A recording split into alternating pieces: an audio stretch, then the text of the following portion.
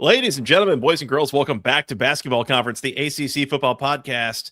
My name's Joey Weaver. He's Mike McDaniel. Mike, we got some bowl games ahead of us. We got a bowl game and a playoff game in the rear view. How you doing? You ready to go talk some ACC? Couple days till Christmas. Merry Christmas. Yes, Merry Christmas. Where's your cheer? No cheer on the show. Joey's got the cheer. I've got the cheer. You just look like some Grinch over there. The big yawn. Perfect timing. No Grinch here. I was actually having, this is related, just had a conversation with you guys about this. I just confirmed a couple of minutes ago with my wife what we got my kid for Christmas. I was getting questions about it. And Kate cleared all the gifts with me, told me what we were getting. I said okay to all of them. But people were asking me at a Christmas party I had at my house last night what we were getting Noah for Christmas. And let me tell you, I was not ready for that quiz. Why would you ask me that? That's one of those tests where the teacher gives you the answers in class. The only problem is you didn't go to class. Yeah. Like a bad dream. Yeah. Yeah. So we shored that up before I entered my office to hit record this evening. So now I have answers when people ask me questions. There you go. Well, we know Noah's a listener to the podcast. We don't want to spoil anything for him, so we don't have to go into too much detail on that for tonight. Yeah, correct. There you go. Just in case. There you go. All right. Mike, we're live. YouTube.com/at the ACC Football Podcast. It is about 11 o'clock on Monday, December the 22nd. As mentioned, we are just hours away from Christmas Day, basically. So Merry Christmas to all the folks listening to this. Happy Hanukkah if you've wrapped up that celebration recently. Happy Kwanzaa, happy Festivus, whatever your winter celebration of choice is. Hope you're enjoying it. Hope you're having a good holiday season. Please hit the subscribe button, hit the like button if you have not already on YouTube. We'd appreciate that. We got some folks in the chat with us tonight, staying up late with us on a Monday night. As mentioned, we've got a couple of games to recap. We got some more games to preview. We got a lot of stuff going on here within the ACC. Go check out the Discord, by the way. Producer Scott in the house. You want to tell us about the Discord? Discord's been fun. The link's in the description on YouTube and audio, so wherever you're checking this out on, scroll down and you'll see a hot link to the Discord. So you can join the Discord. We've got team threads. We've got general threads. The game day chat was popping off on the weekend for the playoff game. It's been a fun time for everyone. It's going to be a good way to keep up with the people in the off season, because as it's been admitted on this show, these two like to say they're going to record shows and they just don't. So yeah, join the Discord. There's a comment from Will Secor here. Love the hat setup, Joey. And if you're in our Discord, you know what joke I made off air about Joey's hat before the last time we hit record. Yep. A joke that we don't want to rehash here on a live show that's going to go out to the millions. But if you're in the Discord, you heard that. The tens, but sure. Literally dozens. But our podcast could go on Netflix at any time, so we got to make sure that we don't piss off too many advertisers. That's right. We're one DMCA away from Netflix, probably. I don't know. Although Netflix would probably be a better fit for the content that I produce on this particular show. Yeah, there you go. Fair enough. Anything else before we get into a Rhoback rapid? Is there a rapid recap? What are we doing here, Scott? What's the plan? I didn't really have a plan for a rapid recap. You could recap some small news that isn't game related. You could just say the ad read. You could do whatever you want. There's two recaps and 5 previews on the show. So you do what you want. That's right. All right. Rapid recap. As a reminder, brought to you by Rhoback.com. Use promo code GOACC at checkout for 20% off your first order. Polos, t-shirts, hoodies, all sorts of athleisure wear. Highly recommended. It is super comfortable. It looks fantastic. We love it. You will love yours. They got the game day collection, all the individual ACC schools, except for one in particular. I think it's Stanford. Sorry, Stanford. Everyone else, you've got the game day collection in there with super cool, really good looking shirts and polos and sweatshirts. Highly recommended. New gear constantly coming out. Rhoback.com. Once again, use promo code GOACC20 at checkout for 20% off your first order. Link in the description. Go check it out. We would appreciate that. Yes. Quick recap of 2 games. Mike, how do we feel? Do that? Let's do it. Let's do it. All right.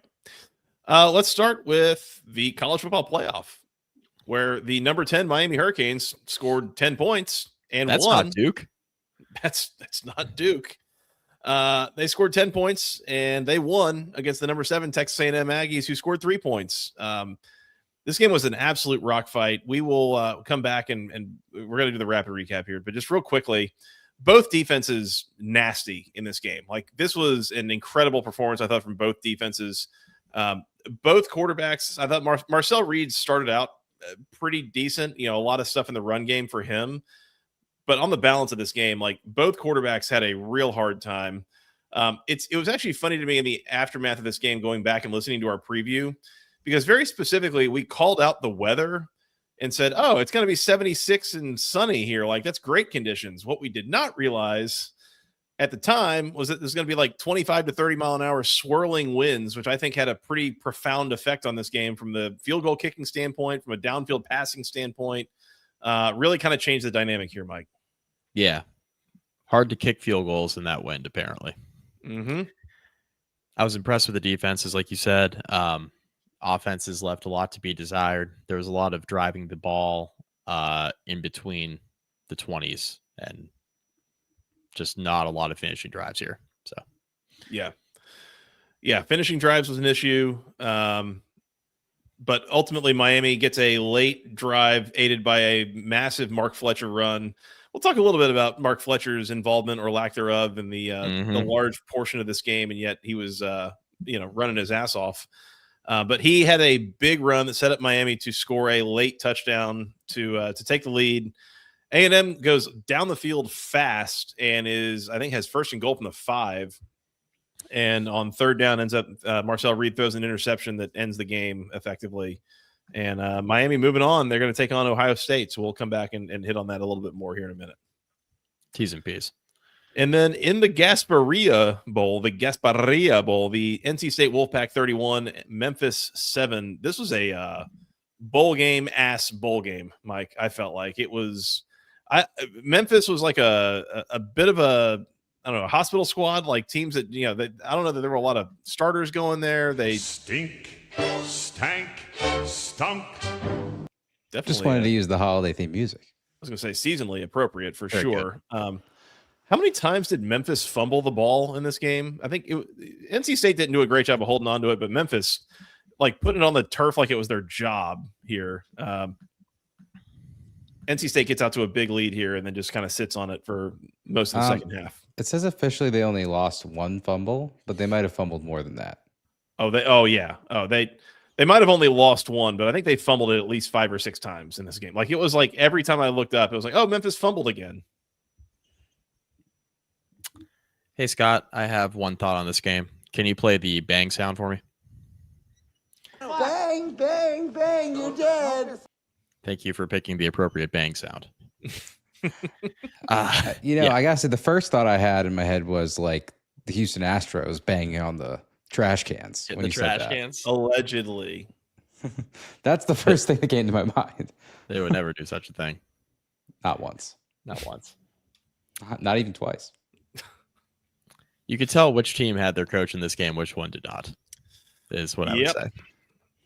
Yeah, this Memphis team was kind of a mess, and NC State left nothing to be doubted here. The final score was the score at halftime, for the record. Like, this was, we got into halftime at 31-7, and NC State was like, that's right. Let's get the hell out of here and go home. Under game in a Memphis game. Under. Yeah. Which, it didn't look like it was going to be, and then it was. So Memphis sure did their part. Yeah, by not scoring. Yeah, helped a lot. CJ Bailey did play. Had a lot of fun. It seemed like he took a couple shots in there that was like, I don't know if you needed to do that, but It is a pre-Christmas bowl game. Like, we can relax, taking hits. Yeah. Just get rid of the ball and let's move on to the next play. Yeah. Anyways, NC State 31, Memphis 7. That was your Rhoback rapid recap. Look back at last week, whatever it's going to be. We also got locks that we haven't really recapped. Should we hit that real quick? Yes. From the ACC championship game, Mike and producer Scott both had Duke plus the 3.5. Oh boy, hang on. Here we go. There it is. And producer's pick of the week, under in the Gasparilla Bowl. He had under 56.5. Producer Scott 2-0, up to 13-18. We are back, baby. Producer Scott is approaching 500 up here. Don't let him get hot. Don't let him get hot. Let him get hot. Mike up to 14-25 on the year. It's better than 0-25. So that's when you true. put it that way, it could be worse. Objectively better. That is true. That's all I got on a Rhoback rapid recap. Anything else? Nope. One more time, use promo code GOACC20 at checkout for 20% off your first order at Rhoback.com. I did that for some Christmas gifts. Highly recommended. They're Yep. The thing is that they're good quality, which is how you kind of know also like they're not cheap. So getting 20% off something that's not cheap is always a pretty nice little bonus. So go check it out. Nice little chunk off the top there. Absolutely. All right, let's do the full recap of the playoff first game. We got that and then the Gasparilla Bowl, and then we got some other games to preview. So once again, number 10, Miami 10, number 7, Texas A&M 3. For a lot of this game, it was interesting to me because Miami was really having a hard time sustaining drives. Texas A&M was not having as much trouble sustaining drives, but they weren't able to finish them. So, there was one point where I think Miami had maybe 130 yards and A&M had 260. It was basically a double up situation, but it was tied at 3. 260 yards of 3 points is pretty rough. And obviously, again, the wind, I think, played a huge role in the issues that both of these teams had field goal kicking. Carter Davis for Miami, 1 for 4. A&M had a miss as well from Jared Zirkle, but I think that impacted some of the fourth down decision making of when do you kick, when do you go for it. It was really kind of an odd game that was impacted, I felt like, by the weather in a way that you don't see that often. The level of windy conditions that happened here were pretty unique. Yeah, the weather was not great. I'm looking here. Yeah, so this is what I was looking for. So Brandon Zimmerman from the SEC Network, he tweeted this out at one point in the proceedings. I think this was just right around halftime. I don't know what's more probable, Texas A&M having 175 yards of offense and 0 points, or Miami starting drives at the Texas A&M 46 and 25 yard lines after 2 special teams gaffes by the Aggies, which we'll get to, and also having 0 points. Yep. There was a lot of good football that was played in this game, specifically by the defenses. There was a lot of shooting themselves in the foot too, though. The special team stuff, some of it was a product of the weather, but we had a field goal that was blocked here in the first half. We had multiple misses throughout the game. Obviously, the punting was very weather impacted. Obviously, you had the Malachi Toney punt return that looked like he was going to take to the house, and he tripped over his own feet. Yep. A lot of stuff going on here, a lot of different angles. Ultimately, Miami kept having success running the ball with Mark Fletcher the entire game. From start to finish, they had success running the ball. They fell in love with throwing the football here. Shannon Dawson could not stop calling passing plays for Carson Beck, who was very unimpressive here. Yeah. Very unimpressive. Took care of the football, didn't turn it over, but 14 of 20 for 103 yards. You're not exactly getting bang for your buck there. And it was one of those games where it was pretty clear, A&M mentioned this on the preview. They've given up their fair share of explosive plays in the running game this year. They've had statistically a defense that's been very good from a pass rush standpoint, but they've had issues stopping the run at times. And it was clear that Miami was going to have some success running the football here, and they were. And they just didn't go to Mark Fletcher as much as I thought they should until that final drive when they scored that touchdown. Well, obviously, he broke off the huge run. They scored a couple plays later. Yeah. But I just, the lack of involvement with Fletcher was pretty surprising. I completely agree. Like that was one of the things where it's like every time you're giving him the ball, he's ripping off 5, 6, 7 yards. And it's like, 17 carries is really just not that much. Now, when you look at it, I mean, Miami only ran like 49 offensive snaps in this game. Like they did not have the ball that much and did not have that many opportunities. It felt like A&M again was able to sustain drives. They had 21 first downs, 8 of 18 on third down, compared to Miami with 12 first downs and 3 of 12 on third down. Miami kept stalling out more frequently than A&M was, although A&M was also stalling out kind of on the edge of field goal range and in places where they couldn't really get points out of it either way. But yeah, to your point, Mike, I felt the same way. It's like, why do we keep trying things other than Mark Fletcher? Like, is he hurt? Is he on a pitch count? Like, what's the reasoning that we're not continuing to go to him? Like, I don't think that they can stop him. And sure, like, oh yeah, he had the 156-yard run, and you look at the stat line, and oh, that was a huge chunk of his 172 yards. But like, he had 120 some yards on 16 carries. Otherwise, like again, he was picking up chunks. Carson Beck, again, I was fairly unimpressed with. I think the win probably played a role here, and his arm strength, I don't think all year has been all that impressive. It's not like objectively bad, but it's not. It's maybe like average at best, I would say. So on a day where it's windy like this, you kind of get why that's a problem. But I thought the real story of the game was Miami's defense and the way that they stood up to A&M's rushing attack, because A&M kept trying to run the ball and trying. And it was like the only way that they had any success running the ball in this game, I felt like, was Marcel Reed scrambling, which was mostly in like the first quarter or so of this game before Miami was able to kind of lock that down, curb that. And A&M, I mean, it took a lot for them for the final 3 quarters of this game they were able to sustain drives and get a couple first downs, but like nothing was easy. Nothing was easy at all. And huge credit to Miami and that defense and Corey Heatherman. 7 sacks on the day of Marcel Reed. Ruben Bain and Akeem Mesidor combined for 4.5 of those 7. I appreciated Ruben Bain after the game. He made the most out of his press availability because A&M was talking about how they weren't really worried about Ruben Bain. Ruben Bain had that press conference quote from whoever that Texas A&M offensive lineman was that spouted off running his mouth, which never smart to do the week of the game. Just keep your mouth shut and go to practice. Nope. Mm-hmm.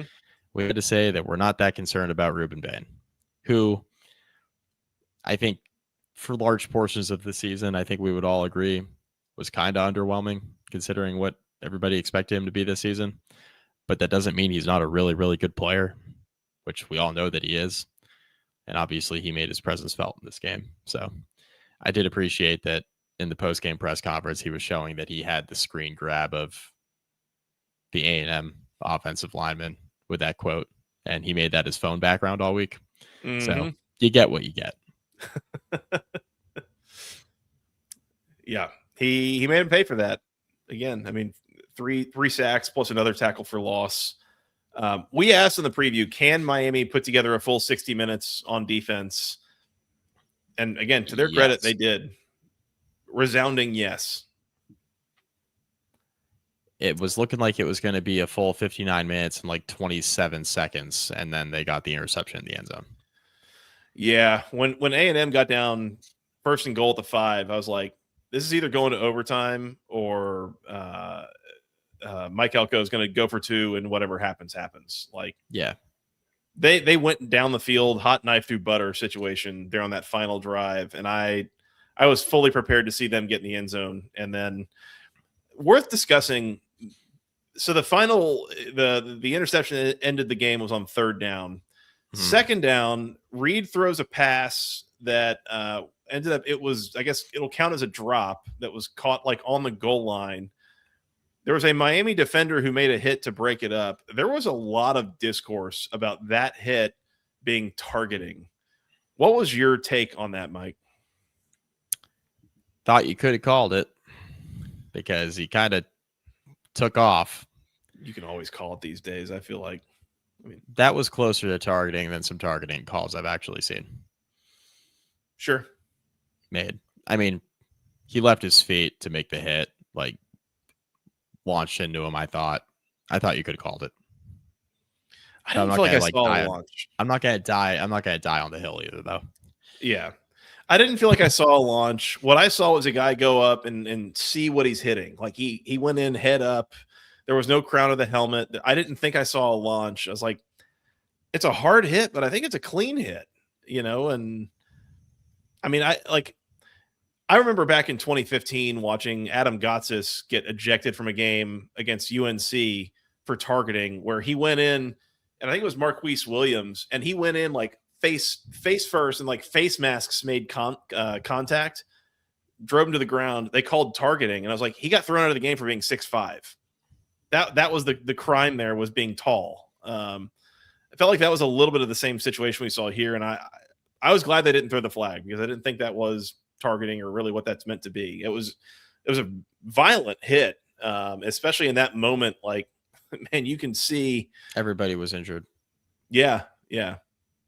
So I thought that was a clean hit for what it is. Hey, look, Cam's in the comments. Hey, Cam. Yeah, no, I was impressed there. I was impressed. And then Marcel Reed, man, he threw 2 interceptions in this game, and both of them, again, I don't know if they were like wind affected or what, but it was like he just missed. He had guys open, maybe threw it behind them or threw it over them. Like, there were some accuracy things that were on display here from Marcel Reed, I felt like, and Miami's defense took full advantage on multiple occasions. Yeah, both interceptions were by Bryce Fitzgerald. I thought that the first interception, and neither of them were good, but I thought the first one in particular was, you can't miss high over the middle of the field. Sailed it. Yeah. And he sailed it by like 10 yards. I mean, it was nothing good about that throw. Nothing good about the second one either, but nothing good about the first one especially. Yep. So, only other thing I was going to mention, I have to remember where it was. There were a couple of moments during this game where we got some real gold standard Mario game management moments on timeout usage or not usage and clock management situations. I think kind of both of the end of half situations were impacted by Mario game management stuff that ultimately does not come back to bite them here, but you just can't get away from it with this Miami program. Like, it always happens, Mike. I had zero issues with Miami scoring a touchdown. I saw social media, people were like, oh, well, they had control of the game and they should have run the clock all the way down instead of like scoring and leaving A&M too much time. Yeah, maybe if they hadn't already missed 3 field goals, Malachi Tony has to score there. Like, with the way the field goal kicking was going, like you cannot leave that up to chance. Like, there's too much that can go wrong. No way. You score the touchdown, and your defense, which had played lights out the entire game, you rely on your defense to get a stop at the end. And yeah, it was a little dicey, but like, if A&M had scored a touchdown at the end and then let's just play it out, went for 2, right, instead of forcing overtime, and Miami lost this game 11-10, people would be talking about how Malachi Tony shouldn't have scored a touchdown, and I would be screaming everywhere that he has to score there. To score there. Yeah. So I don't think it was very loud because of how the game played out. I did see some murmurs about that. I think it's brain dead to even think that way, especially with how the field goal kicking was going and how Miami's defense was playing. I think you absolutely have to score a touchdown there. So for the folks saying otherwise out on social media, stop it. Right. And to be clear, that's not what I'm talking about here. Like, I agree. Like, he can get in the end zone there, go for it. Do it. No concerns with that. That was the right move. And honestly, for that matter, I think it was, what is it, like first drive of the second half or like late in the first half, they got down to like the 3-yard line, 4th and goal. And like 97 times out of 100, Mike, if you've got 4th and goal from the 3-yard line, I'm saying go for it. Mm-hmm. In this particular situation, with the way that game was playing and the way that the kickers had been having issues and the way that the weather was doing its whole thing and the whole thing, it was like, no, kick it. That was the right call. I thought he made the right call kicking the field goal there as opposed to going for it, at the 3. So I didn't have issue with that. There's a reason that it took me like 12 minutes of this recap to get to Mario. It's relative minutia, I thought. Right. There were a couple of times where I felt like he let a lot of clock burn in places where you shouldn't have, or like spent timeouts to not have a delay of game on 3rd and 14. It's like, you didn't need to use a timeout there. Like, right. Again, little things that in this particular case did not really matter, but just things that continue to pop up in any given Mario head coach game. Yep. So I think that's all I got on this game. If you had told me in the preview I could get under 17.5 and it would cash, I would have been pretty shocked. We believed in the defenses here, but even in a defensive game, this was pretty shocking. Yeah. We also said this was probably the best TV show of the first round, and I don't think that really. I mean, it was hard fought, it was close, and it was never more than a 1-score game. But like aside from that, it wasn't the easiest watch. I think if you're just looking for some points and some fun game to watch on TV. People die on the hill of you got has to be like 1 million points scored for it to be like a fun game. This was fun in a different way. Yeah. This felt like it felt like in the first half, who wants to win this game less is what it felt like to me. Yeah. But, I thought the defenses did play well. I thought there was a lot of good defense being played here. But, yeah, the missed field goals, the blocked field goal, the Malachi Tony tripping over himself, the Malachi Tony fumble that came at a really inopportune time. He made up for it, obviously, scoring at the end. But, like, there was a lot of stuff in this game where you were just like, oh, my God, I can't believe that just happened. And, like, Malachi Tony looking like he's taking the punt to the house, and then you had the A&M defender diving, completely whiffing, but then Malachi Tony tripping over his own feet. It's just like, oh my God. Yeah. Like, what else is going to happen here? You have got to be kidding me with that. Like, it was just like the latest in like a string of plays that had happened. It was just like, Jesus, man. Yeah, I agree. Cam brings something up. People still glorify the 9-6 game. I've heard that comparison made, by the way, in the aftermath of this game, that, comparing that to the LSU 9, Alabama 6 game in 2012. Yeah. It was 1-2 in, I think it was in Tuscaloosa. I might be have that backwards, but I don't think that's a totally unfair comparison of the way that this game played out. Just the slugfest, and took everything that both of these teams had to try to finish drives. Yeah. Yeah. So, and I thought the better team won. Like, A&M had more success offensively early, but I thought the better team won here. Mm-hmm. Like, I picked A&M to win because I just couldn't trust Mario. Felt like it's like we were waiting to see this game, right? This on this stage, right? Work out for Miami. Cam, you'll have to forgive me. I read your good, bad, and ugly piece, and you called this the biggest win in X amount of years. And it had been a while since Miami won a game like this. This is, biggest win of the Cristobal era for sure. And he's had a couple big wins this year, but this one was up there. Yeah. I went and looked for the good, the bad, and the ugly, and I couldn't find it. I think that was on Sunday. And I didn't see it on the Twitter feed for either Cam or State of the U. And then I was looking through the site, and that might be more of an SB Nation issue of not being able to find the story I was looking for. But right on the homepage, baby. Yeah, smack dab in the middle on Saturday night. It was on Saturday? Okay. All right. So it wasn't late. All right. I'll go look and find it because I wanted to go read it, and I, for whatever reason, I was having a hard time finding it. So The good, very Mhm. long section of I good. Yeah. can't imagine. As you'd imagine. I can't imagine. And, deserved. So, Right. Miami, by winning this game, is now on their way to the Cotton Bowl. They'll come back to Texas and be playing in the Cotton Bowl on New Year's Eve against Ohio State. I said on New Year's Eve already. A&M's defense very good. Ohio State's defense probably better. Yeah. And I am not as optimistic about Miami's chances in that particular game, but if you can get another masterclass from this defense in that game, stranger things have happened. And I realize you're the 10 seed going against a 2 seed, but you need that defense to show up for 60 minutes again, the way they did here, to have a shot to win that game. For sure. The line came out. I think it was Ohio State -5, to which It opened at Bud 5. It was Ohio State -5, to which Bud Elliott tweeted out, "In the first half?" ?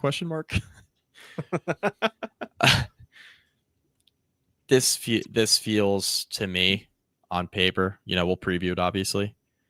To me on paper, feels like it should be Ohio State -7 or 8-ish. Yeah. I don't know who told you to open at 5. It definitely opened at 9.5. Maybe depends on the book or something. Like some of them are really early to the line. Like basically as soon as the A&M game was over, they probably posted something. I did see it on Saturday and not Sunday when it was one of those people who was like hypothetical. It's like a hypothetical line. So 9.5 feels closer to what I would have. I mean, I just mentioned I thought maybe 7.5, 8. That's a lot closer to.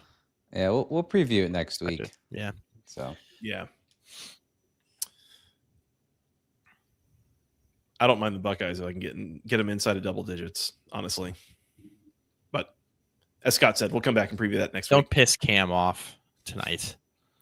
I don't mean, you know what? For all the jokes that we make about Miami has been in this conference for 20 some years and has never won the ACC championship game. You know what they did win? They won the first playoff game that any ACC team has won in the 12-team era. I had to catch myself saying that. I was like, oh, Clemson has won a lot of playoff games and Florida State has won several too, but not several, like 1 or 2, I think. But maybe none. Miami has a CFP win before basically anybody else in the conference has one. I got to go check the numbers now. I don't think Florida State win. 12-team. A 12-team win. CFP win. Is Clemson the only other ACC team with a playoff win? Yes. Like full stop since 2014? Yes. No, didn't Florida State get blown out in the title game? I didn't know. Well, that was no. They got blown out by Oregon in the Rose Bowl. That was the semifinal in 2014. Okay. Right. They had won the national title the year of the playoff. before. Yeah. Mm-hmm. Yeah, they won. They beat Auburn. They won the last BCS title. That game was a banger. It was. It was. I was in Europe. I was watching it with the cup and string on a study abroad trip. Is that a euphemism? What does that mean? Leave that alone. We'll just leave that there. Fair enough. Cam mentions Miami, the first Florida team to win a playoff game since that 2013 Florida State championship, which wasn't even a playoff game. That was a BCS national championship game. So there you go. Shout out to the Canes. They got it done. That's good for the conference, by the way, because not only did you participate in that game, but you won it. You move on to the next one. There's a little. Yep. I think the way that the conference is kind of shaking out the money thing, like I think a lot of that stays with Miami, but some of it goes to everybody else in the conference. So shout out to them for making it happen. Good for them. And now you get the spotlight on New Year's Eve in the Cotton Bowl, and we'll come back and preview that at a later date. Yep, for sure. There we go.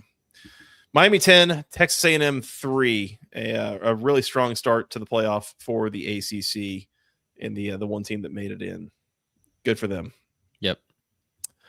Let's do the Gasparilla Bowl. The NC State Wolfpack 31, the Memphis Tigers 7. This game was, again, as I said before, this is a bowl game. Memphis stank, stunk. Middle of a weekday, watch it while you work sort of thing. I did.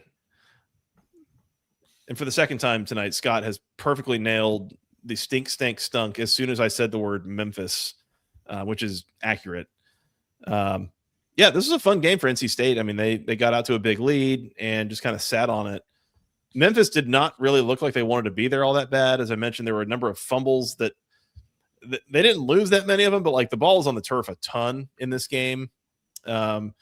Dave Doran breaks a 5-game bowl losing streak. That was good for them.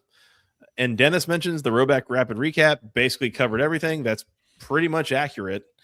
Don't have a whole lot more beyond that. I think there was one more thing I wanted to bring up, but I don't really remember what it was. Do you have any like major takeaways here, Mike? The only other thing I didn't mention in the recap was that Hollywood Smothers didn't play. Jaden Scott ran the ball well. NC State didn't miss a beat really running the football here. Not that they had to do it a ton, but he was perfectly fine in this particular instance. Yeah, I mean, NC State looked like they were there, ready to play, wanted to, motivated to play well. Yep. Memphis looked like a team whose coach left for somewhere else. Yeah. So. One thing I will bring up, I'm going to bring it up for this game. I'll probably bring it up again in the recap after we have some more games under our belt to talk about. One of our talking points last year in bowl season was, I believe, the ACC went something like 2-9 or something in bowl games. It was 1-9 to start. I remember that. Yeah. Like we went like it was like 0-7, 0-8 to start with. And we're like, is the ACC going to win a bowl game this year? I felt like last year there were a number of uniquely bad matchups / like teams that were kind of skeleton crew situations. So all to say, it is good for the ACC to start this bowl season on a win like this. This is emphatic, and NC State didn't mess around. They basically asserted dominance from the beginning, and good on them for doing it. Right. With you. So that's all I got there. Otherwise, fun little TV background show to watch while you're working or, addressing Christmas cards or whatever you might have been doing. Yeah, just went back to last year and looked really fast. The ACC only got 2 bowl wins last year. It was Syracuse over Washington State in the DirecTV Holiday Bowl, 52-35, and fun game. Louisville, 35-34 over Washington in the Sun Bowl. That's it. Also a fun game. There you go. All right. Anything else, Mike? NC State and Memphis. No. Yeah, I think I'm good. Should we talk about some upcoming bowl games? Can we hit a news item real quick? We should, absolutely. North Carolina has a new offensive coordinator. Oh, for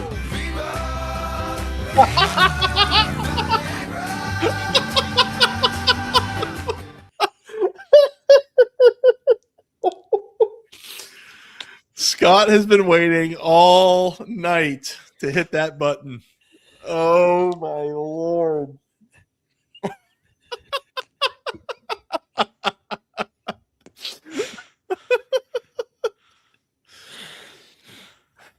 Bravo, Scott. Yes. Little inside baseball. Scott texted us at like 6:00 tonight. Said he was cooking something up for the show. Said he had some new sound. Oh, it was I forgot how aggressive that old commercial was. Wow. Wow.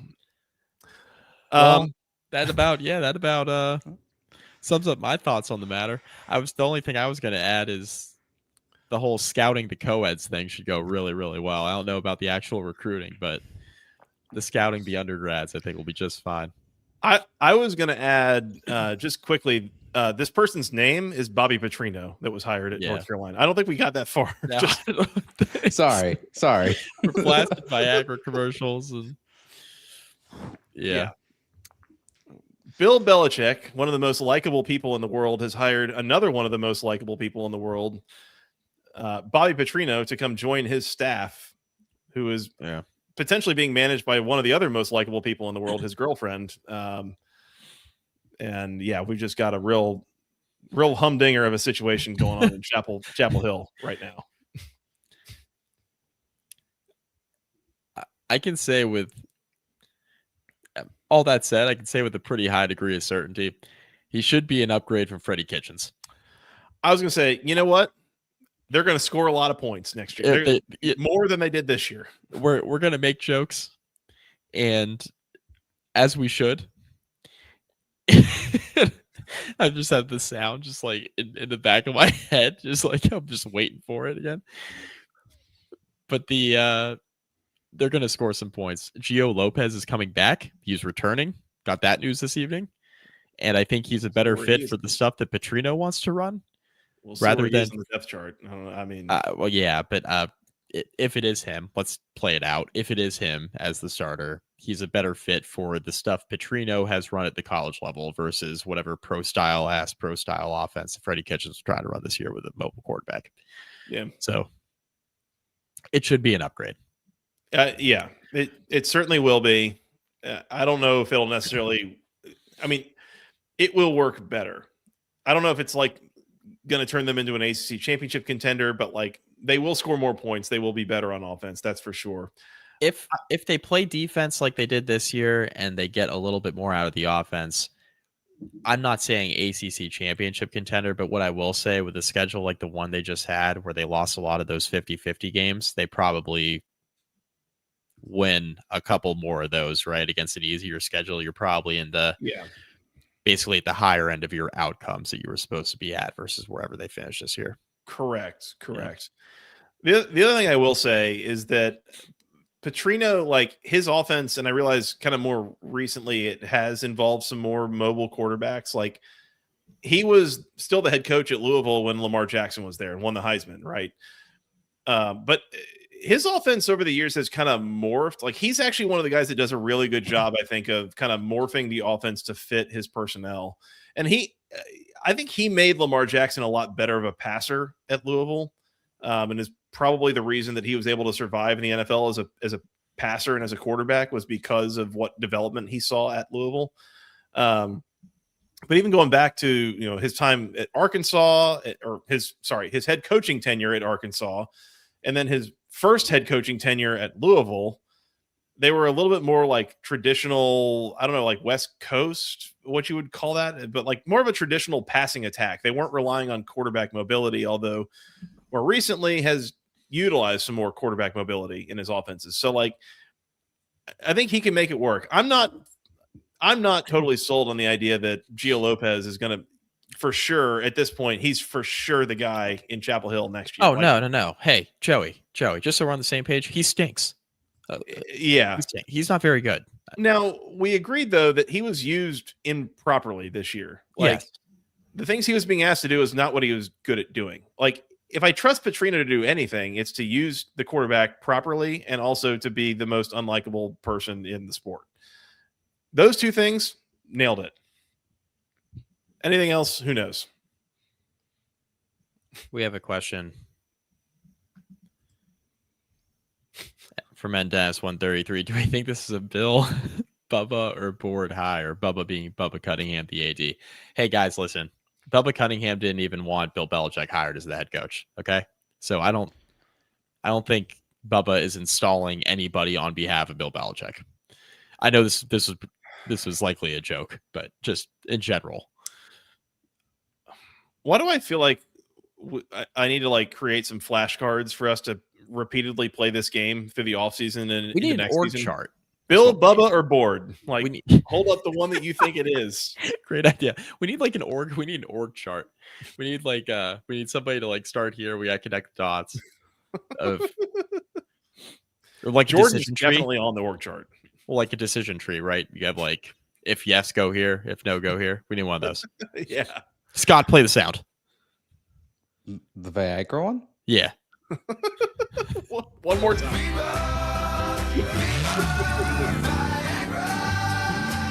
with the motorcycle and everything. It's perfect. Yes, that was planned. I had to hunt the internet to find the clip. You can find anything online. What I was going to say, though, to that comment before you told me to play the sound was, are we talking board of visitors or the C-suite board of Pfizer? Like, what are we doing here? Because, like, Pfizer makes Viagra. No? That one. Yeah. Sorry. Going for some was that too intellectual for you guys? I'll let you guys off. Definitely too intellectual. Yeah. Okay. I'm not that smart.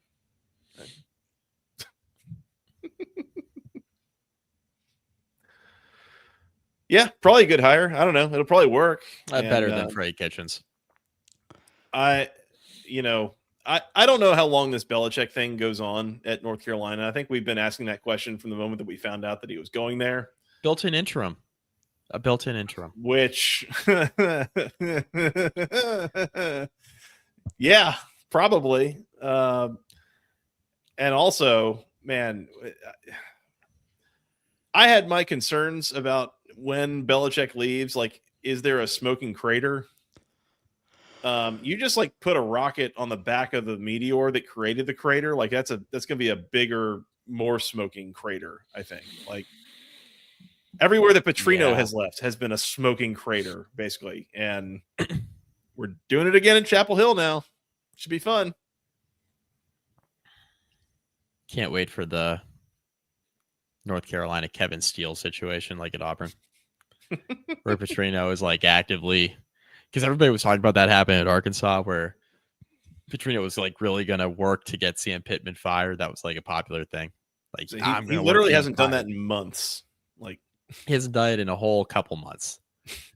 It was really funny though, right? Because like right after Pittman was fired, Bobby Petrino was pretty clear that he wanted to be the head coach. Like he let everybody know, like I don't just want to be the interim.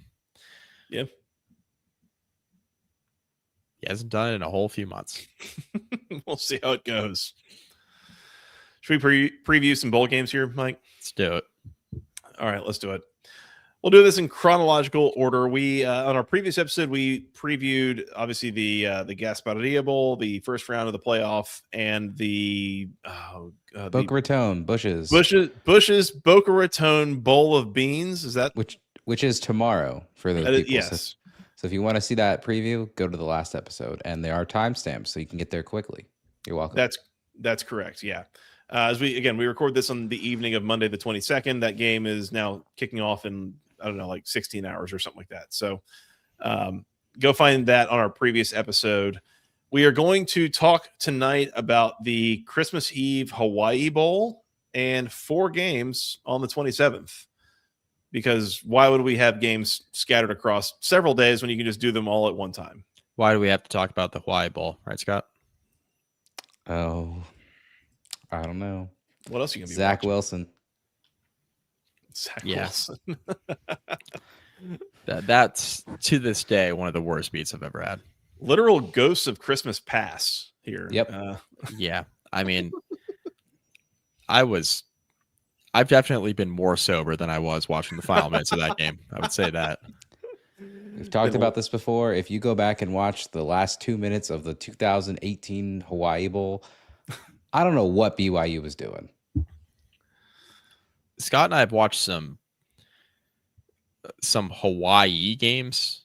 Like I know this was the Hawai'i Bowl. We've watched some Hawaii games where we had to like find it on Facebook and stuff like that very late after drinking during the day.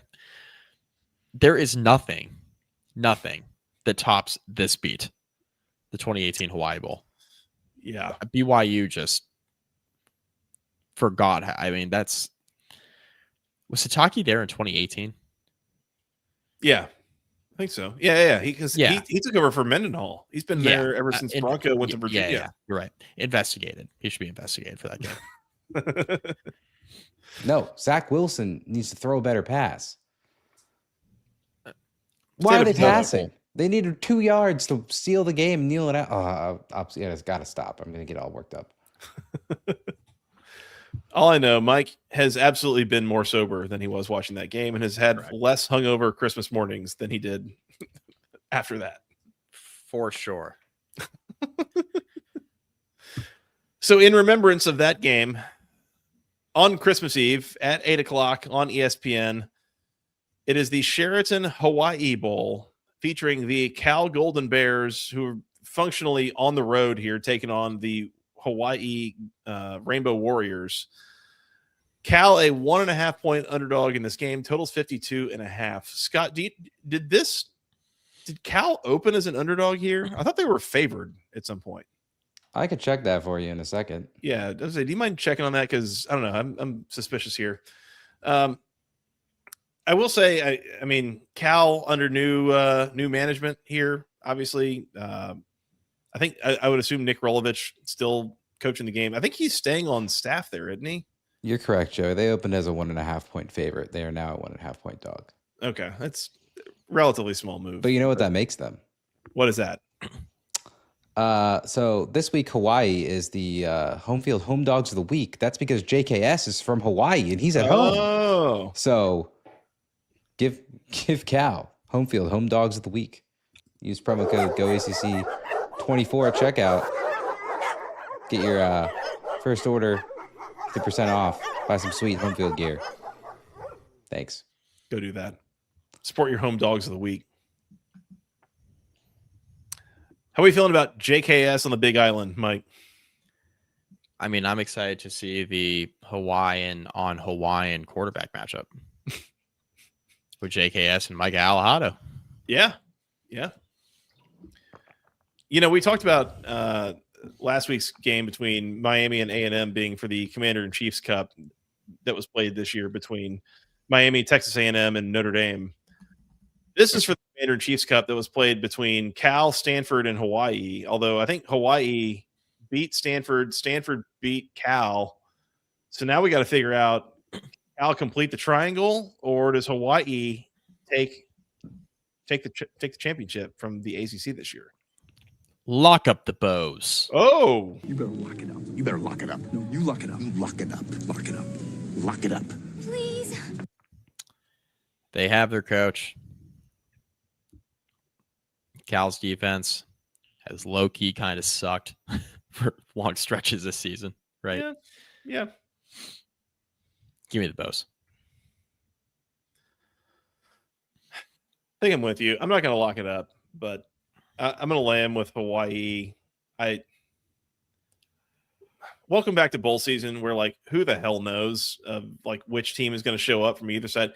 Either of these teams could win this game by 2 touchdowns, and I would not be surprised. Like, I think the sharp move is just bet on the team that has their coaching staff. Yeah, I think so. The other one, I don't hate the over here. This just turning into like a TV show, video game situation. You got, again, the two hometown Hawaiian quarterbacks trying to put on a show. I'm going to lamb the 1.5. I'm going to lamb with Hawaii, and I'm going to say over 52.5. Over. Yeah, over. This would be a good watch. Yeah. It'll be a fun one. Yeah. Yeah. But no locks on my part. I'm just pass. I don't know what the hell's going to happen here. But you know, as you're doing by the way, I'm going to just take a quick second and remind everyone, one of my favorite traditions every year on Twitter. Mike, are you familiar with the how many beers? Kegs and eggs. Yep. At Kegs and Eggs, Adam Kramer. He is a kind of a tangential college football personality, I would say. I don't know. Does he do like any formal college football writing? He's like an Iowa guy, I think. Just Substack, I think, and okay, podcast maybe. I think part of his like full-time profession is working on Golden Tee, i.e. the bar golf arcade machine situation. But he has a tradition that he does every year called How Many Beers, where we got our first submission, by the way, this evening. I don't know. Yours? Wait, no, I didn't submit anything, but there was a submission this evening, and that's the first one that I've been aware of. Ooh. Some sort of Barbie dream house situation. Oh, no. Start now. To which he said that he has experience with that particular product. So anyway, continue. I was gonna say Christmas Eve is always how many beers night. Yeah. And it's assessing, you know, the doll houses or slides or like whatever it is that like trampolines, like whatever that is that like parents are going to put together for their kids to have the next morning. How many beers is it going to take to get that thing fully assembled? And I just always really enjoy that. So shout out to Adam Kramer, big fan of the podcast. Yes, absolutely. Absolutely. Hawaii in the over for both of us. Mike's got Hawaii minus the 1.5 locked up. And I'm going to unhighlight the rest in the sheet because you don't have the over locked up. Fair enough. Good to move on? Good. All right. That's Christmas Eve. You're going to have Christmas Day. You're going to have like the 26th. And then we'll get to the 27th. And then we got a bunch of games. We're going to start early. We've got the 11 o'clock, December the 27th. It is the Go Bowling Military Bowl. It's on ESPN. It is the Pitt Panthers taking on the ECU Pirates. Pitt, a 10-point favorite here. Totals 56.5. This game is coming to you from Navy Marine Corps Stadium in Annapolis, Maryland. Maybe a slight geographical advantage here for the Pirates. I think it's also worth noting the Pirates more familiar with seafaring adventures playing at the Navy Stadium as compared to the Panthers, who tend to be more land-based, I think, as things tend to go. ECU, I think their coach, right?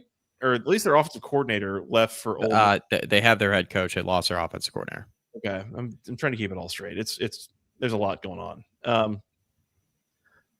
I don't like laying 10 points with Pat Narduzzi in a bowl game, especially after the shenanigans that happened last year in the Motor City Bowl.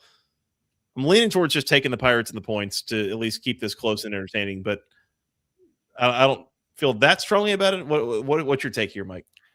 I don't know if the OC for East Carolina is coaching here. Probably not. So I'm going to lay him with Pitt. Yeah. Fair enough. I'm laying him. Yeah, I'm laying him.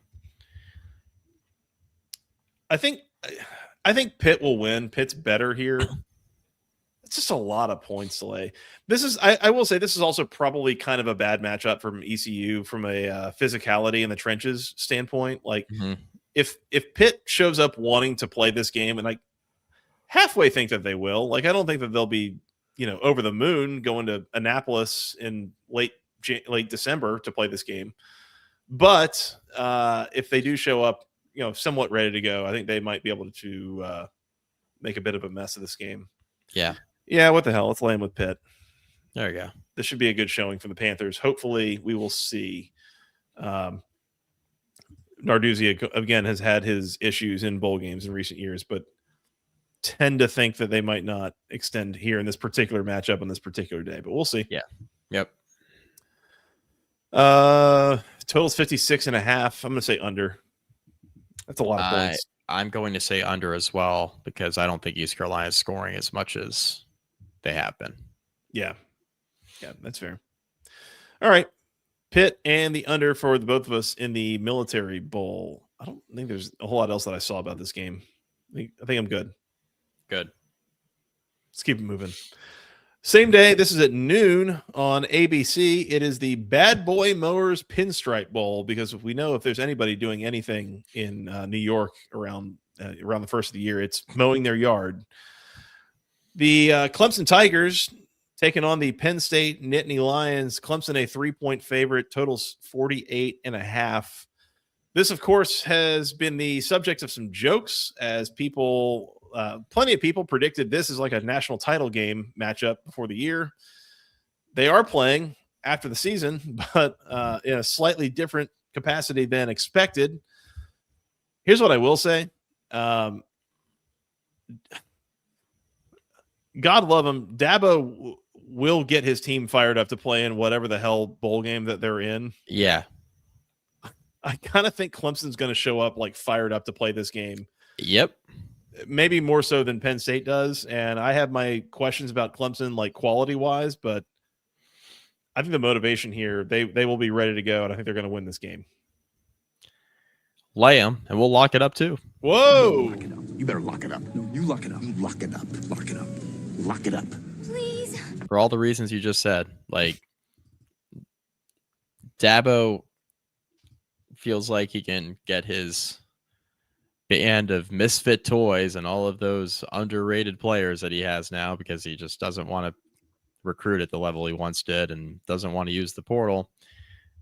He won't get him fired up for big games, but he'll get him fired up for a game like this. So they'll be ready to go. Yeah. Yeah, I think so. I've been laughing. I think it's like Chip Patterson from Cover 3 talking about like, that we're going to get Dabo on the field after the game talking about, well, Lou Gehrig said it is a great day to be alive. And it's like, I think it's a great day to be a Clemson Tiger, like trying to get the crowd going, like he's cutting a wrestling promo, like they just won something important. Which the Pinstripe Bowl, super important. Consider myself the luckiest man. Yeah. We'll get one of those speeches. Yeah.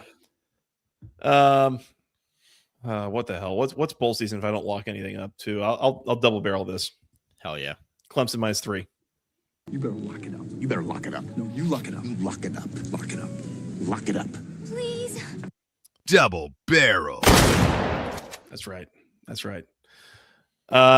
Under 48.5 as well. I think Clemson's defense will be good enough here. What? Producer's pick of the week, under 48.5. Oh, let's go. I like it. Yep. There it is. I'll join you all on the under. There it is. Clemson and the under. Under for all of us. Clemson locked up for myself and Mike. This is also, by the way, I mentioned in the last show that this season is basically the end of Act 1 for Brent Key. This feels like the end of a certain era for Clemson.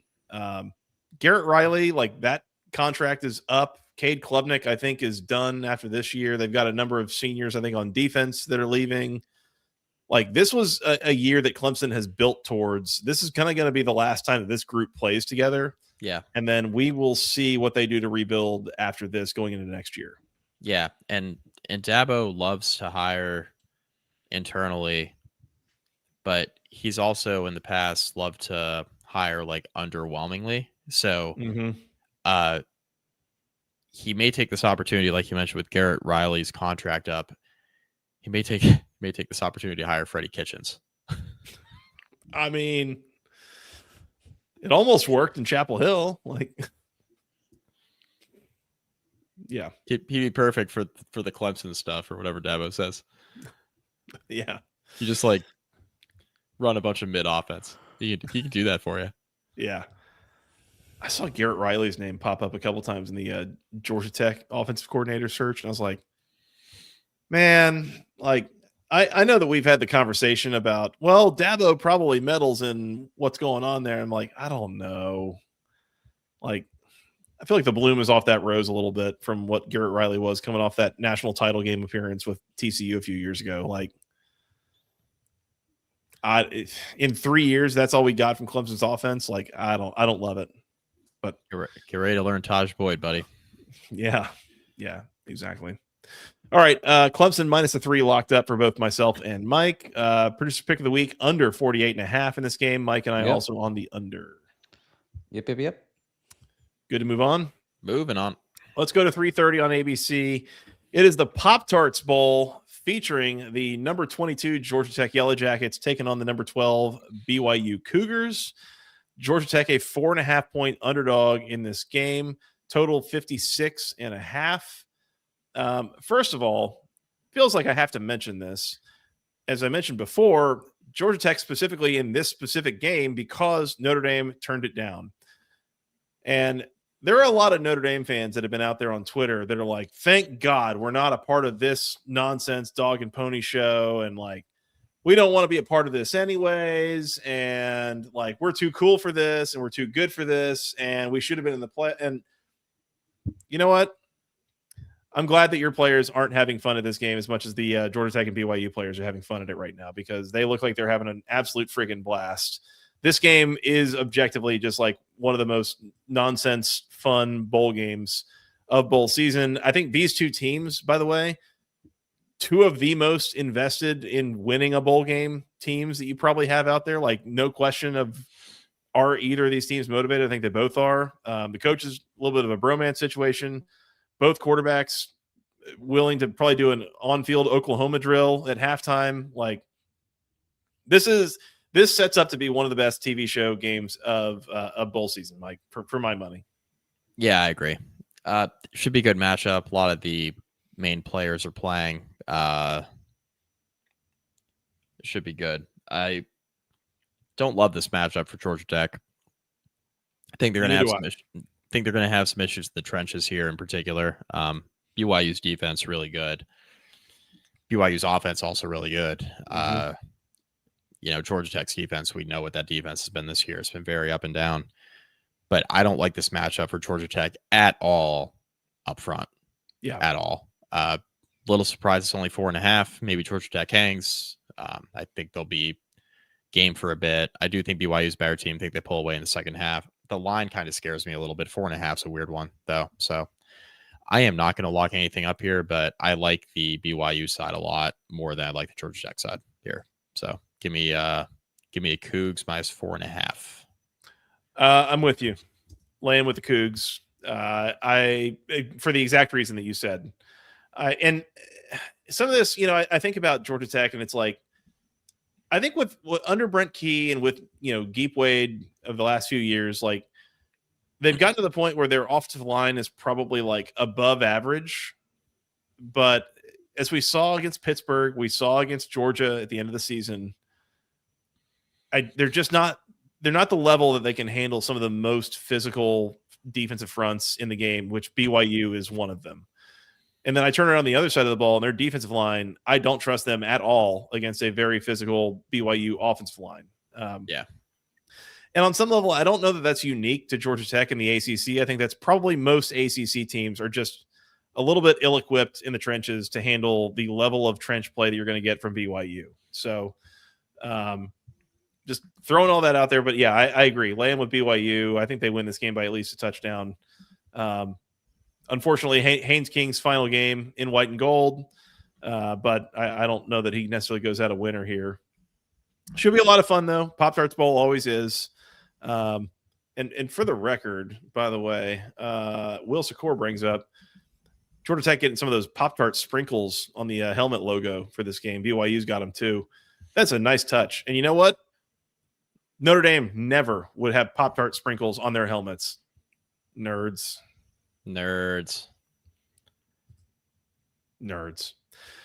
Laying with BYU. Total is 56.5. I'm going to go over on that number. I think could find some joy for both of these offenses, but we'll see. Under. That's fair. Totally fair. What's your favorite Pop-Tart flavor, Mike? Brown sugar cinnamon's pretty good. I'm a brown sugar cinnamon guy. Little off the beaten path here, but they're cookies and cream Pop-Tarts. Put them in the fridge. Solid. Okay. Blueberry. Also Blueberry. Good. Okay. I'm a brown sugar cinnamon guy myself. I did get some Pop-Tarts at the grocery store yesterday. I got brown sugar cinnamon, and then I got strawberry with the sprinkles, figuring that the kids might need to try them. And I got home, put them in the pantry, whatever, and my wife sees them and is like, "Why did you buy Pop-Tarts?" And I was like, "Because we're in the Pop-Tarts Bowl." And she was like, "Well, they're just straight sugar." I was like, "What do you think the Captain Crunch Oops All Berries is that you feed Charlie every morning?" Like, it's not like the Oops All Berries specifically. Yeah, like this is not health food. Like, let's be honest about what we're doing here. So, anyways, yeah. Noah was eating homemade cinnamon twists that his Mimi made for a Christmas party we had at my house last night. He was eating those at 8:00 this morning. Yeah. So we're just, and when I asked Kate, what are we doing? She said, it's basically Christmas. We're just going to let it rip. I said, okay. Sounds good to me. Putting rocket fuel in him, basically. As long as you're not going to have me say, hey, feed him yogurt or milk or whatever. We're just going to let it ride with cinnamon twist. Good enough for me. I'm just going to make some coffee. Yeah. Just try to ride this out. Yeah. All right. BYU for the both of us. I've got the under. You've got, I've got the over. You've got the under. Yeah. Mike. As a reminder, this preview and all of them brought to you by Section103.com, is the internet's premier place for all things wonderful Georgia Tech apparel. They've got things like this hoodie right here. If you need one of these, go check them out. T-shirts, sweatshirts, other hoodies. They've got hats. They've got stickers, all sorts of wonderful things. Things for men, women, children, babies, something for the whole family. Go find it all, Section103.com. Use promo code GOACC at checkout for 10% off your first order. And I say Georgia Tech, if you need something to wear the Pinstripe Bowl, like a polo or a T-shirt, which will go great in the Bronx in late December, they've got that at Section103.com too, and GoACC works just as well there as well. So go check it all out. Lots of classic Clemson apparel and some local flair to it, I will say. Cool Howard's Rock shirt, a cool Clemson blue cheese shirt. Go find it all. Section103.com. One last time, use promo code GOACC at checkout for 10% off your first order. Shout out to Steven and the gang. Appreciate their support as always. Steven, I'll say provided. It was a worthwhile purchase for me to get a Section 103 polo and hat for my brother-in-law for Christmas. He loved it. I was like, man, this is great. Where'd you get this? Section 103, brother. Go use find promo it. code even. I did. It turns out. Highly recommended. Thank you, Steven. I'm guessing Steven and at least his boys, maybe his wife too, might be going to this Pop-Tarts Bowl in Orlando. So if they do, safe travels, have fun, go Jackets, and we'll see you sometime soon. Beautiful. We have more Pop-Tart recommendations from Alexis Solaris. Okay. Freeze the hot fudge sundae ones, then toast them for a short amount of time. Hot on the outside, cold on the inside. Ooh. We'll be trying. Ice cream paint job? That's what that reminded me of. Clean on the inside, clean on the outside. No, nobody. Hot on the outside, cold on the inside. There we go. Thank you, Joey. There we Perfect. Go back to my other career as a rapper. You've got one on your head. I was gonna say, yeah, you beat me to it. Ice cream. 7:30 on ABC is the Tax Slayer Gator Bowl. Two fan bases that really appreciate rap music, I'm sure. The number 19 Virginia Cavaliers playing against the Missouri Tigers. Virginia 4-point underdog in this game. That number's come down. That was like almost a touchdown, I think, when we first mentioned this bowl game happening. Total's 44.5. Yeah, it opened at 7. Yeah, that's. We got some news-ish intel stuff coming from Virginia that they're trying to get Chandler Morris an extra year, so I would assume he is definitely playing in this game. Homie, just get a job. He's one of those like open to work, whatever it is on LinkedIn. Those memes I always see when a bad quarterback plays. I'm a little surprised this number has come down as much as it has, Mike. Do you feel the same way? Yeah, I do. We're gonna lamb. MIZ, baby. Yeah, I don't know why it's moving this direction, really. I guess, could it be because Bo Perbula's not playing? So wasn't it like the back half of the year? Yeah. Can't be a full field goal, right? For him being banged up and like not always playing anyway. Hang on. What? He definitely missed several games in the middle of the year. He did. He had a broken hand, I think, or did he come back? Yeah, he played the last 2 games of the regular season. Yeah. He played against Oklahoma and he played against Arkansas. He threw 7 passes against Arkansas. So maybe there's still some health issues there. I don't know. Ahmad Hardy's playing, so that seems significant. Yeah, I'm gonna lean towards Missouri as well. I kind of alluded to this when we did the initial rundown of bowl games that I think it's Vegas is telling you something if the unranked team is favored by a touchdown over the ranked team. That's not a mistake. That doesn't happen by accident. I think Eli will have Missouri ready to play in this game. He's another guy that just seems like he'll have that team up to play in a bowl game wherever, whenever, against whoever, for whatever stakes. So I'll take Missouri to lay. I'll lay them here as well.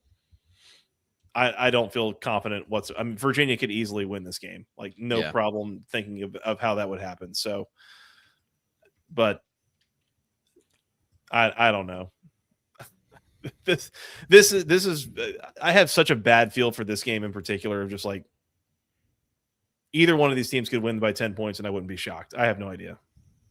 Virginia better buckle up those chin straps for Ahmad Hardy. That's what I would say. Mm-hmm.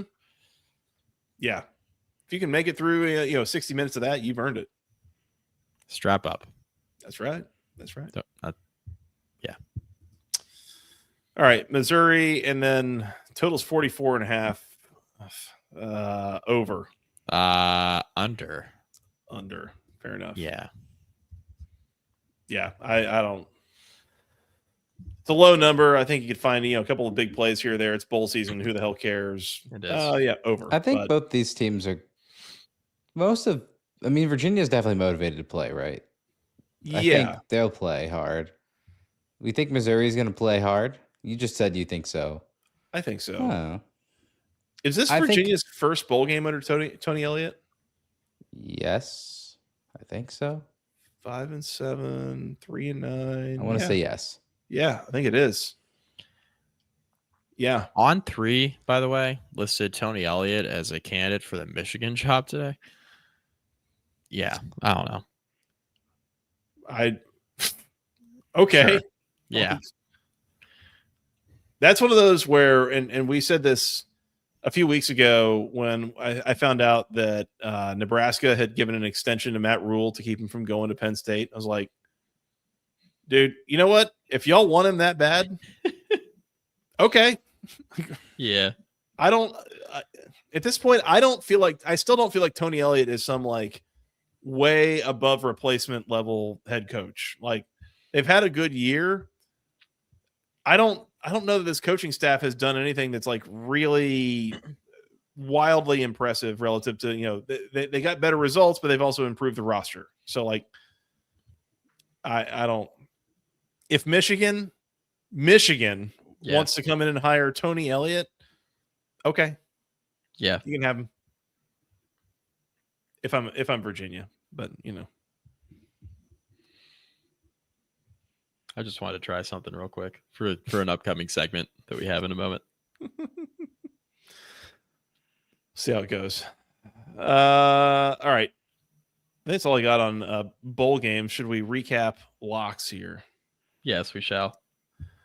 Let's do it.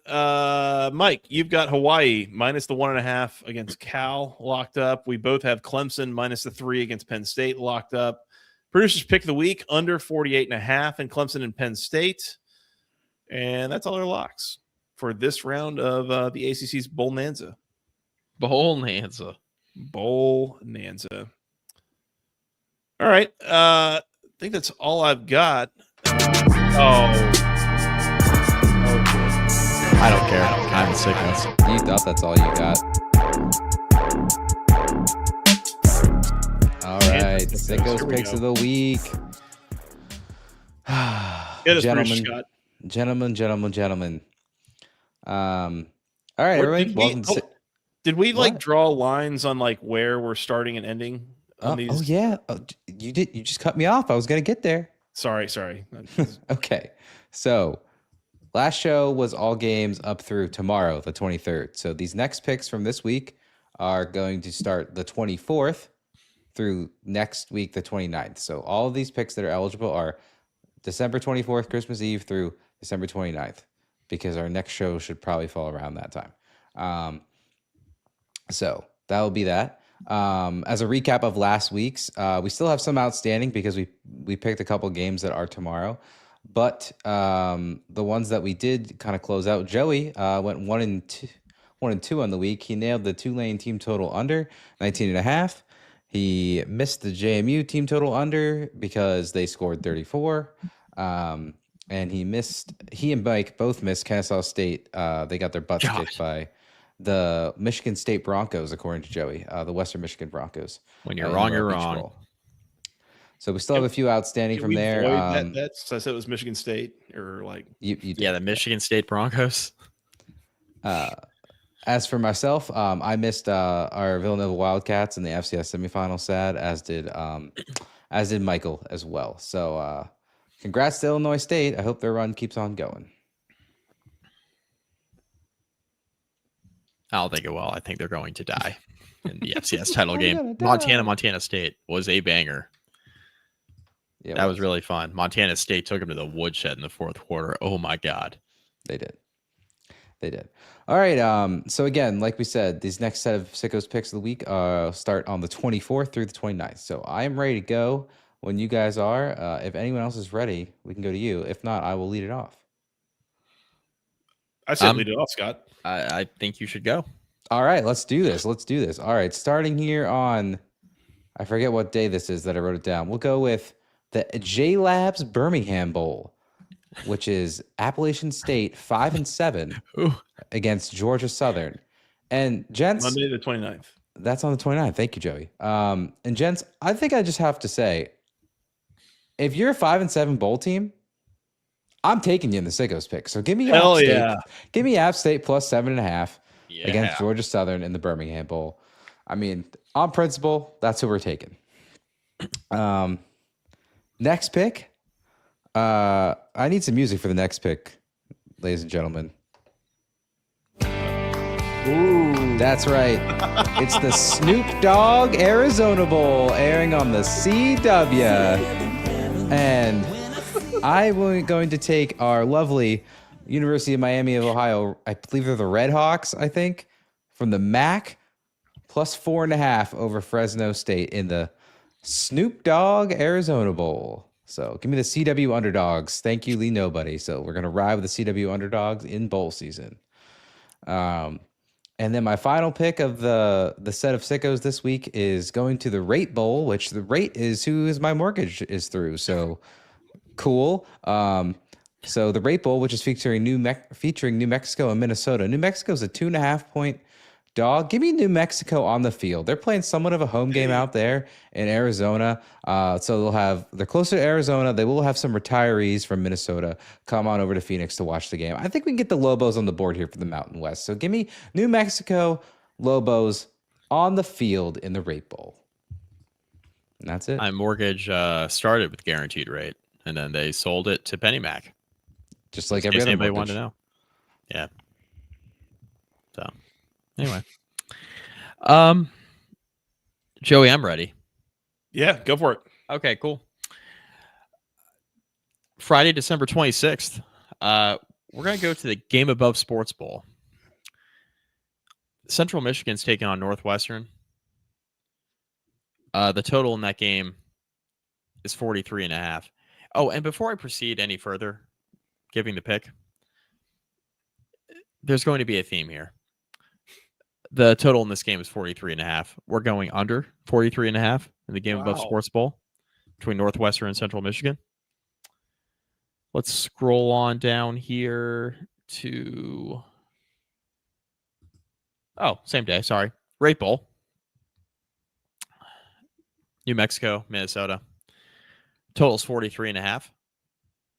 We're going to go under 43.5. Okay. Hey, I have a question. Are all of these totals 43.5? UConn and Army are playing in the Wasabi Fenway Bowl on Saturday, December 27th. The total in that game, Scott,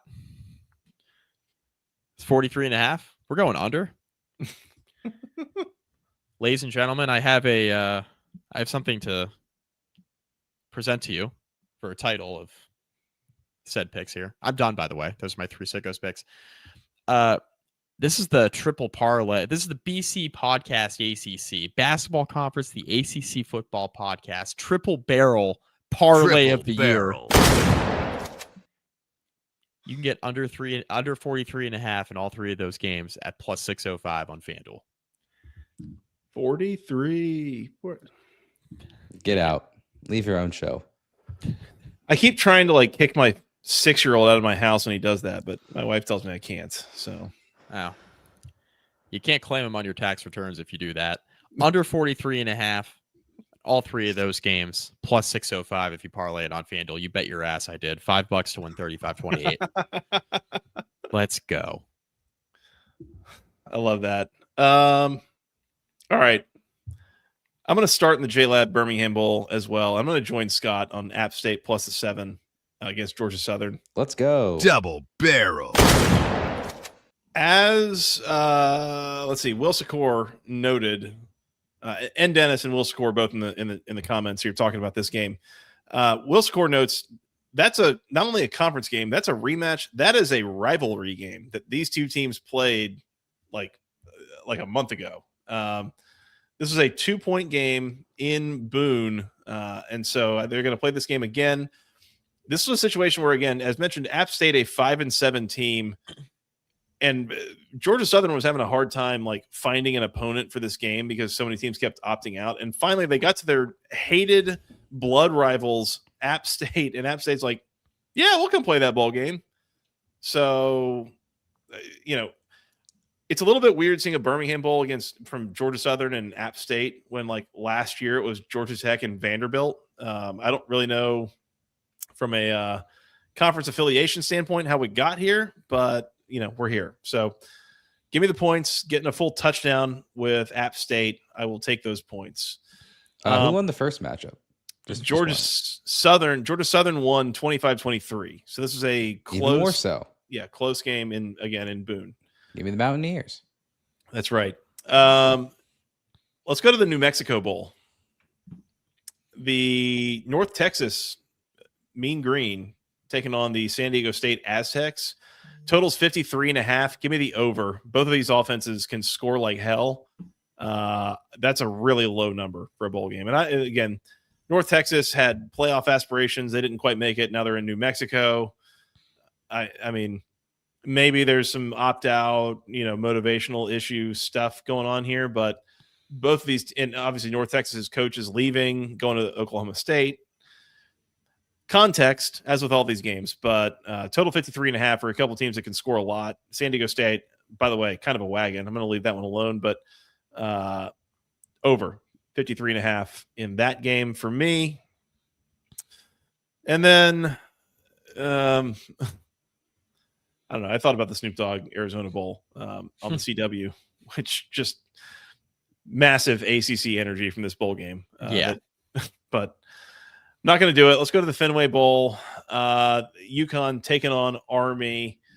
Total's 43.5. As Mike said, I'm going to join him on the under there. I think projected temperatures here are about 25 degrees. UConn without a coach going up against Army's offense. I don't think they want none of this.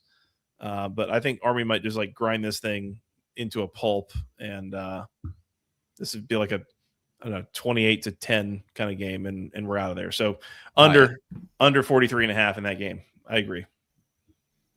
Hell yeah. Awesome. Sickos picks of the week. Double barrel, right? Play the double barrel. Double barrel. There. Well, and that's for Army UConn, but we also have double barrel on Georgia Southern App State. Did he play it the first time? Yeah. Maybe? He Yeah, did? he did. Okay. He All did. right. I'm only, it's late. We do this really late, and my brain is only so functional. Double barrel. Anyways. Let's see. Those are your Sickos picks of the week. Oh, thing I was going to mention, by the way, if you have Sickos picks of the week and you're listening to this right now, Join the Discord. go find the Discord, baby. Go put them on there. Let us know where you're at. What you thinking? We've got a whole thread of them. Yeah, we do. There's a whole room for Sickos picks of the week. Go find us there on the Discord. Link is in the description of this show, both on YouTube and in the audio format. So go find us there. Join in the conversation. We'd appreciate that. Yep. All right. But for real, that's all I got on this round of bowl previews. Anything else before we work on getting out of here? Nope. Sweet. Let's get out of here. Let's do it. We're on iTunes. We're on Amazon, Spotify, wherever you go find your podcast in the audio format. Go find us there. YouTube.com/@the-ACC Football Podcast. Please hit the subscribe button if you haven't already. Hit the like button. We'd appreciate that. Shout out to the people in the comments with us tonight. It's been a fun group. Appreciate you joining us here late on a Monday night. Find us on Twitter @FTRSJoey, @MikeMcDanielSI, together @BC Podcast ACC. Send us an email, basketballconferencepodcast@gmail.com. Nailed it. Thank you. And I think that's all I got. Will Score saying we need to do awards. We're not doing awards just yet. We might not do them for the bowls. We'll have to see. We'll see. I am not prepared. Yeah, no, that can come later if it's going to come at all. So we'll see. Yeah. Leave it alone. Leave it. Yeah, there you go. I saw the wheels turning. They were. That is what they were doing. They were indeed turning. Fair enough. You guys want to get out of here, go watch some bowl games, and come back, recap them, and talk about some more? Yeah. Dropping. Yeah. I'll leave it alone. I give Bobby Petrino the meat sweats. Why do they got to call him that for Bobby Petrino? You guys have a Merry Christmas. Happy holidays. Tell the folks listening. They should hire Brian Smith, the Ohio coach, to that coaching staff. It would really keep the whole thing, the theme going, wouldn't it? It would. It would probably be an improvement. It would improve the coaching staff too, ironically. Change the name from the North Carolina Tar Heels to the Silver Foxes or something like that. Maybe they are getting input from the athletic director. That's right. Bubba. All right, let's go watch some games, come back and talk about them. How's that sound? Sounds Bubba's great. Sharon Moore's going to have his own Bubba here soon. Careful. All right, for that guy, Mr. Mike McDaniel, for Mr. Producer Scott, I'm Joey Weaver. Thank you guys so much for listening. We'll talk to you again very, very soon. Enjoy the bowl games. Happy holidays. And until next time, go ACC.